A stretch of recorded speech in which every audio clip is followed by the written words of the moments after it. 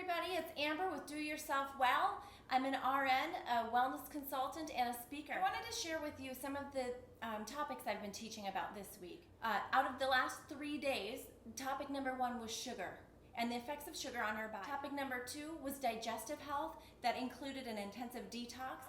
And topic number 3 happened to be a random conversation that happened in a store. Maybe I interjected myself into somebody else's conversation, but I can't help it. I'm passionate about this, and I'm passionate about people being well. And that conversation was about PCOS. And if you are familiar with that, you know exactly what it means and the symptoms that come with that. The overlapping symptoms of tiredness, fatigue, chronic pain, weight gain, inability to lose weight, insomnia, high blood pressure, so many more. The list goes on. Those are all overlapping symptoms. They could be numerous different diagnoses.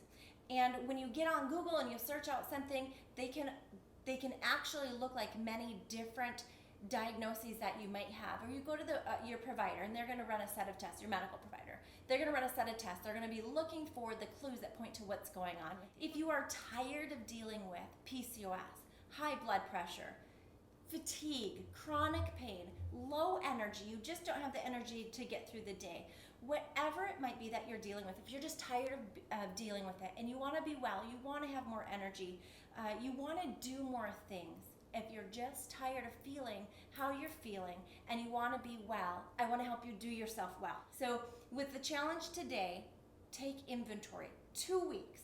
Inventory for 2 weeks of what you're putting in, what foods you're putting in, what you're drinking. Don't change a thing. Just take inventory. Just note it. Your time, how much you take in. Don't measure it. Just note it down. How it made you feel. Those are good things. That's the next step of taking inventory.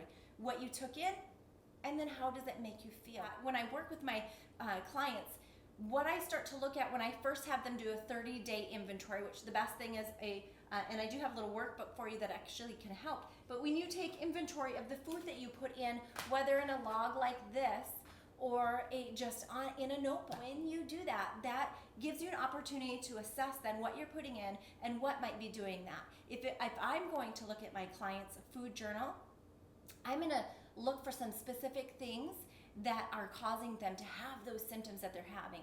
I'm going to take a list, an inventory, an assessment of the symptoms they're having, and I'm going to cross compare it over to that inventory of food that log that they took. And then I'm going to be looking for correlation there, because oftentimes the food or what we put in our body has a direct correlation to a disease diagnosis, dis-ease, the symptoms that we have, the symptoms that we don't want to have. And so often we don't even know the symptoms until something becomes really bad, because our bodies are so amazing and they just acclimate. So it's time to live well, to be well, and to do yourself well. Just take inventory, look at that, and after 2 weeks, decide what you could start cutting out. So remember to do yourself well.